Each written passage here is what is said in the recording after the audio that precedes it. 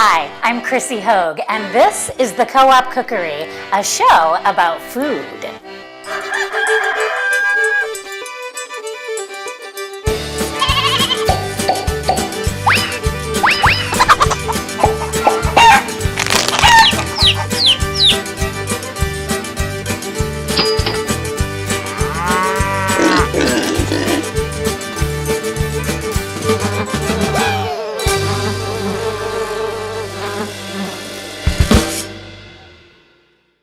Our show originates in the Dubuque Food Co-op, located in Dubuque's famed historic Millwork District. The co-op is owned by local citizens, growers, farmers, and consumers who are participating in the popularity of the local grown food movement. Our resident chef at the Co-op Cookery is Mr. Jim Terry. Hello. Welcome. Thank you. Please tell us, why is the co-op movement so important? Really, it results in people getting better, fresher food that is better tasting because it's directly from the producers. But beyond that, it really does go beyond a mere concept of community to really building relationships within a community. It's really true. An important segment of our show is what we call Shopping with the Chef. And the really neat thing about working with a chef like Jim Terry is that he's passionate about food. Jim, tell us, what is the most important key ingredient that you're going to be using in the dish you prepare for us today? Well, everything matters, but the tomatoes definitely are the ingredient that holds it together. Yeah. It accents everything else that's going on in the dish. Yeah, it's got a really pretty color too. Yeah, these are deep. These are really nicely ripe and are definitely the standouts in the selection today. Ladies and gentlemen, this is Shopping with the Chef.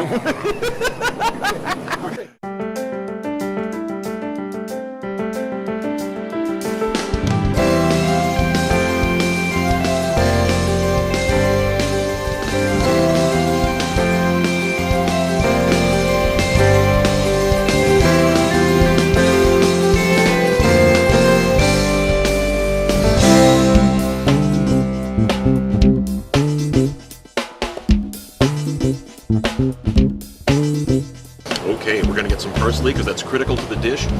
And flat leaf parsley is really what we're looking for here because it has the right kind of flavor. What's the difference between the flat leaf and the curly parsley, as you call it? Not only the look, but the flavor is really, really different. Is it like curly pungent, parsley, or? Yeah, well, the flat leaf is actually kind of herbier. It has more of boy, that's a really ridiculous term. What am I trying to say? I like herbier. I thought that was a cool new word. There we are. Just made it up. We are going to get 3 ears of corn. And that will work for us. Yummy! How about it? We also need green onions, so we're going to get some of them. I love green onions. Oh, they are so piquant, and they add such a nice zip to a dish. All I right, have a tendency to chew them right off the right off the stalk, but that's usually and they're good for you. Excellent for your circulation and for keeping away vampires. Great! We are going to use some low-fat yogurt. We only need this much. That's all we need. How about that? Low-fat, plain. Why are we going low fat, Jim? Just because we can. And because we don't need all of the fat. The original version of this recipe calls for buttermilk. So I'm synthesizing buttermilk by utilizing some yogurt and almond milk, which is traditional in Provençal cuisine.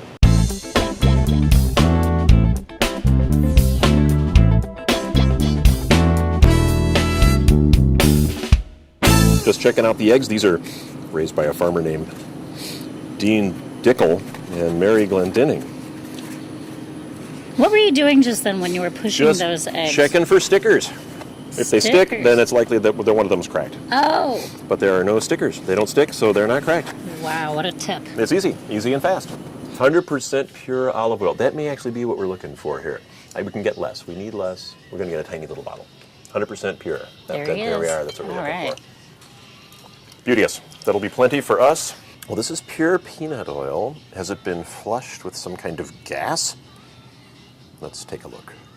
Jim, why is peanut oil flushed with gas? Well, any of these really, because you don't want them to oxidize and become rancid, which is very prevalent in expeller-pressed oils, particularly unrefined ones. Unrefined oils tend to be more volatile and tend to be less stable. So refining, while that's been given a bad name, is actually good for oils that you don't want to be rancid, and particularly for oils that you want to cook at higher temperatures, because there's less stuff in them to smoke, burn, or otherwise become icky. It avoids the ickiness factor, and we're very much into that. We have all of our ingredients, and now we're going to head back to the kitchen so that we can begin preparations. We'll be right back.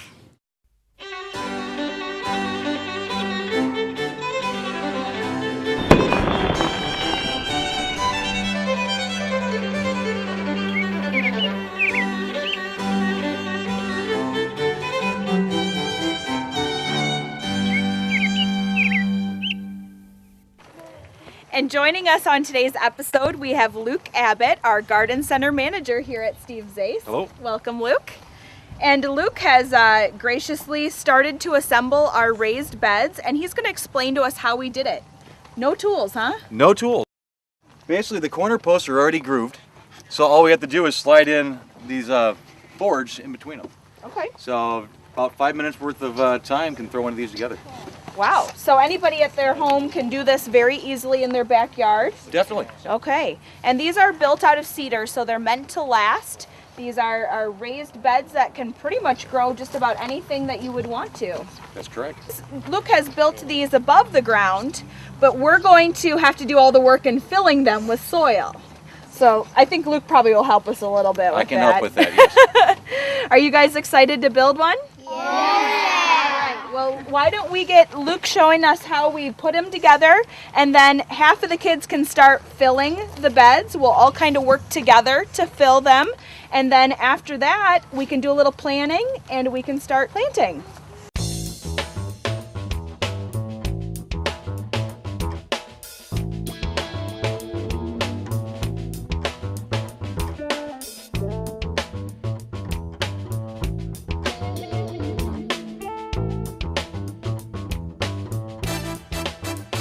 Now, the other exciting thing about what we're doing here at the store today with the raised beds is once you have grown some of your own vegetables, those are the vegetables you'll be taking when the fair judges come during one of our exciting episodes. People are going to come and help kind of give you some pointers, some tips. They'll give you some ideas and thoughts on how well you did in your garden. So we really are excited to create a little competition to see how much can you grow in this one little plot.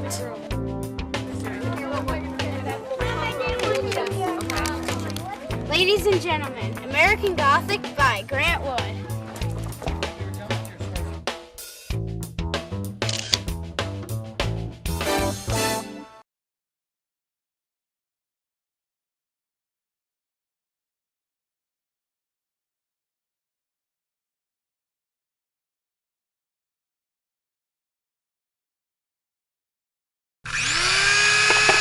So, Jim, what are we making? We are making a platter of good food. 3 different parts actually coming together, including these beautiful ripe tomatoes, which are going to come together with the garlic and olive oil into tomate provençal. We got beautiful fresh sausages, which are going to be braised and then caramelized in their own juices. And then we're going to be making these wonderful corn cakes that are a great counterpoint and really draw the whole thing together at that end. We're going to slice all of these longitudinally, and we're going to remove most of the seeds, pulp, and the little thingy at the top too. Okay. But if you'll slice them in half, I'll scoop out all the stuff and get it in here. Okay, so we've got our tomatoes in the baking dish, and we've put some salt and pepper on it and drizzled it with olive oil, and Yes. now we're going in the oven. We are indeed. We're going to do it right now. Let's All get right. it in there. Oven's hot. Away we go. And we're The looking center at, of the oven. About an hour. okay. Oh, that just smells so good. I can smell it. It really is. It's wonderfully clean, and it's not an overtly herbaceous aroma. It smells like beautiful, fresh green stuff. Yeah, like I can see myself walking through the, like the a verdant woods braes. or something. Absolutely Delicious. right. Oh, And indeed. in Italy. Absolutely anywhere in Italy. We'd all want to be in Italy right now. I know I would. What a place. And I got there by sheer accident years ago. I was going to France, had to go to Italy because of the airfare, and I never wanted to leave. Wonderful. I was in place, Italy great twice, food. and I never wanted to leave either time. Well, where were you? What part? Oh, I was in Rome, and then I walked through Europe. So I walked down Tuscany and up Umbria, and then Yeah, absolutely. That's where I went. Yeah, Livorno, and head over to Corsica. And Oh, boy. Wow. Man, it was just amazing. I don't think I should have ever left. Yeah, Umbria was a huge surprise. The food, the people, everything was just amazing. So you're working on the batter, Yes. and I just learned how to do this. What do you think, ladies and gentlemen? It's pretty cool. I think A this critical is pretty skill. exciting. Critical skill. It is. We're going to mince up our garlic because this really, it behaves differently when you squeeze it through a garlic press and when you mince it up. So we've decided to mince this. That is what's really traditional. How does it behave differently? That's an interesting... Well, it does. When you squeeze it all out, it gets all mashed together and becomes more of almost a tubular puree. And so it tends to burn faster. And many of the ideas are probably more aesthetic than anything else when you really get down to it. Mm-hmm. But I'd like to try to rationalize it because that makes it sound more legitimate. As any budding politician knows. Does it distract them with details that are actually irrelevant but sound important. Okay, we've got our dry ingredients. We've got our beautiful stone ground cornmeal, lovely unbleached flour, our leavening, aluminum-free baking powder, some baking soda, a little bit of salt. And so we're going to get those in a bowl. We're going to get our liquids going. We're going to cut the kernels off of our corn, and then we will assemble our corn scallion cakes once we get our scallions chopped up. Do you have an angel food cake pan in your house? It is also able to be doubled up as corn on the cob cuttings. It will catch all of the corn right like that. See how beautiful this is. I think if I have no accent for Italian cooking, it will make it better. Won't it taste better, chef? Someone will object. Very good. Maybe this is not really Italian accent either. I don't think it is. I think it's a mix of some accent. It sounds like you are waging war against maybe Russia, yeah. I don't know. Maybe it's Russia. Oh, here we go. It's gonna go dipping inside. And it gets tricky. Did you see that? It falls through the hole, and when it falls through the hole, you gotta kind of, no big deal, right? Stick it back upside. Oh, then you can turn it around like that. I'm using a serrated bread knife to dig in here and get these kernels off of this cob here. As you can see, it's pretty simple. It makes it pretty easy, and it's very smooth, and you're trying really hard not to get the cob in here. And you can see I did a pretty good job with that. I don't know, Chef Jim Terry will tell me what he thinks. Okay, we're just getting our cup worth of yogurt to sort of synthesize our buttermilk idea. But what we're going to do to thin it out is use almond milk, which is traditional in Provence. So that'll be nice. It will also add a neat nut component nutritionally to the dish to combine with all these other wonderful factors. We've got our green onion. We're going to kind of keep those separate. We're going to mix this all up, and then we're going to fold that in with the corn at the last. So, and what the secret thing we're going to do with this is we're going to warm up our batter. We're going to make our batter kind of body temperature, which improves the loft of the cakes so well. Very good indeed. So if I can impose on you, how do you feel about whisking? Oh, I want to whisk. All right. Yay. We're going to kind of combine this and get some little bit of air into it. Alrighty.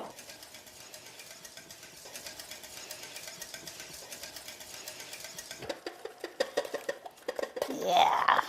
Nice. I think I've successfully gotten corn all over the place. No, you've succeeded in No, getting corn I all over the helped place. Yes, mutual culpability. Yes, mutual culpability. Thick as thieves.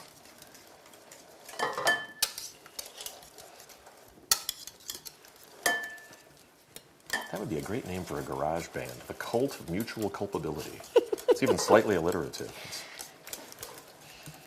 When somebody finally hires me to be their rock and roll star, maybe that's the band name we'll choose. So we will just put in a little bit of maybe, perhaps this much olive oil. That's about that much, which is a tablespoon or two. And then, as it's warming, see how slow it's going? Not hot yet. Right. We want it to get pretty warm. We want it to get pretty hot, not smoking. But you can see now. You see the rippling on the surface? See how it's starting to ripple? Yeah. You see the reflection on the light? Yep. That means it's starting to get hot. It's getting hot pretty fast. This That's thing really, fast, yeah. The conductive ability of this stuff, which is an amalgam of aluminum and other compounds, it's amazingly conductive and even, too. That's why a lot of cooks really, really love it. But we don't want to go too fast because the garlic will burn. It has a high sugar content. It will smoke real fast. Okay, we're going to get this stuff wilted down really nicely in the olive oil. And again, this is olive oil, not extra virgin olive oil, because we're using a pretty good heat here. It's not smoking or blazing hot, but using extra virgin olive oil in a relatively high heat situation is contraindicated. Interesting. It's bad. Yeah, it's bad for the oil. It's bad for you. It doesn't use the. That's terrible news because source I correctly. almost only ever have extra virgin olive oil in my home. Well, and that's I a great cook with resource. it. It's great. Well, cooking with it at Bad high heat is idea. one thing. If you cook it low, most of the things you want to cook with extra virgin olive oil, you want to cook pretty low. You can even cooking an egg in it. Most eggs, cook them low. You don't want to have them all carbonized and burnt anyway. That's not good for the egg or for the person eating the egg. But it's bad for the oil because it turns the oil into something that is not beneficial as much and can even be harmful. The production of nitrosamines and other things are notorious when dealing with heat and contact surfaces with metal. So there's other factors too that you have to watch out for. This is a great tip. Look how it's sizzling just ever so lightly. So, because you want to make sure it's cooked. Okay, you can see we're just checking in our tomatoes, see what's going on. They've given up a tremendous amount of liquid. Look at that. So they're getting pretty soft, but they're not truly sloppy yet. So I'm thinking at least 10 more minutes, maybe 15. Those look amazing. So they're going to go, oh, you bet. Yeah, oh, those are going to be good. Oh, these are going pretty good. And they are fragrant. And I want to get back to this olive oil thing because as a mom, yeah.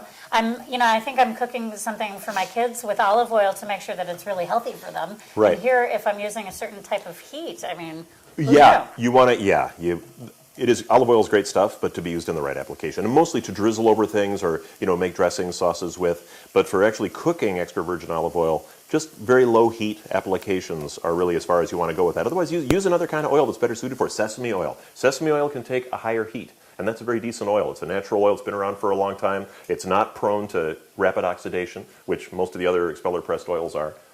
So it's unless they're highly refined, and then of course you're losing any of the benefits of the original plant. So here's your lesson here is don't take your olive oil lightly. Huh? Ooh, very good. We're going to take these fresh sausages and we're going to lightly poach them in a very small amount of liquid. Because there's a tremendous amount of care that goes into the seasoning of the sausages, using a bunch of flavored stuff, a bunch of wine or beer, I think confuses the flavors of these sausages for this particular application. So we're using water, which many people would consider heresy. What we're going to do is we're going to allow them to poach, and what's going to happen is we're going to let this liquid disappear. So all the fat, all the flavor that's in there is going to be concentrated in the caramelizing goo at the bottom of the pan, which will then be released and incorporated into the dish. So I'm pretty excited about that. I am too. All right. Nice. And before we get too far, we'll put the scallion in, and then we'll be good to go. I like As they say. the differences of flavors. It's going to have some yeah, sweet corn and some... Oh, the chunky texture, too, is really nice with these. So we've got peanut oil in this pan. It smells like And peanut butter. Oh, it's awesome. So good. Awesome peanut oil. You can use another oil if you don't want peanut involved. You can certainly use another high heat oil, like good sesame oil would be great for this also. Good, that's good to know because my nephew is allergic to peanuts. Like a lot of kids these days, it seems like everybody's allergic to peanuts or something. Or to something else. Yeah, something. So that's really good to know. But these are going to be pancakes. Yes. Yeah, how fun. 1, 2, 3, go. Yummy. Oh, that looks gorgeous. Not too shabby. And you see the nice little crusty bits of cornmeal in there too? Oh, yeah. Oh boy, these are going to be pretty good, I'm telling you right now. Yes. Oh, and it's got that great little onion hit from the green onion. You are going to want to make this immediately because you're going to be so jealous if you don't. And they're rising up real nice. I know, it's like... Jim tells me we're about ready to plate this tomate provençal son saucisson or something like that. We'll be right back after these messages. Bien, excellent. Yeah.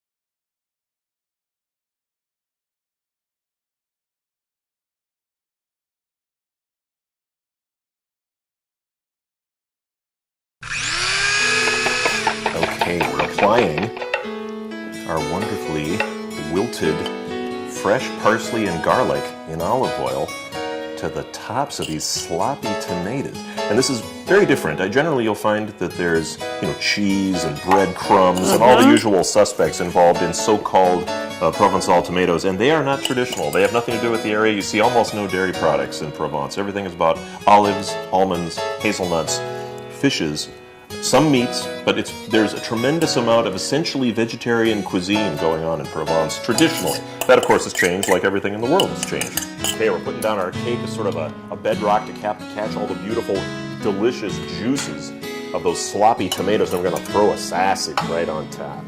Sausage. Sausage. Gotta love a sausage. I know I have. So, And tomatoes. Yes, oh, them tomatoes are so darn The tasty. tomatoes is looking good. Oh, I'll tell you what. Ooh, they're just falling apart right there. Oh, that's it should be sloppy. But it's nice because these, because they are Romas, they've got that wonderful sort of connective quality. So they kind of hold together. So for presentation, they can be really nice, and you can dress them up and make them look a little nicer than what I'm doing here. But we're trying to get this, we're trying to get everybody served so we can have a tasty meal on set.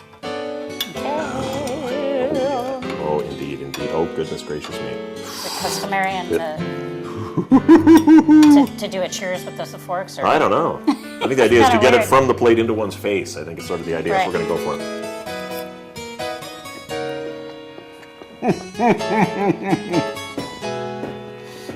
It's delicious. That is delicious. Oh, yeah. Oh, yeah, yeah. Delicious. It's perfection. All over the place. It's perfection. Chef Jim Terry, you are amazing. Thank you. Thank you. You were all collaboration, which is what this has been.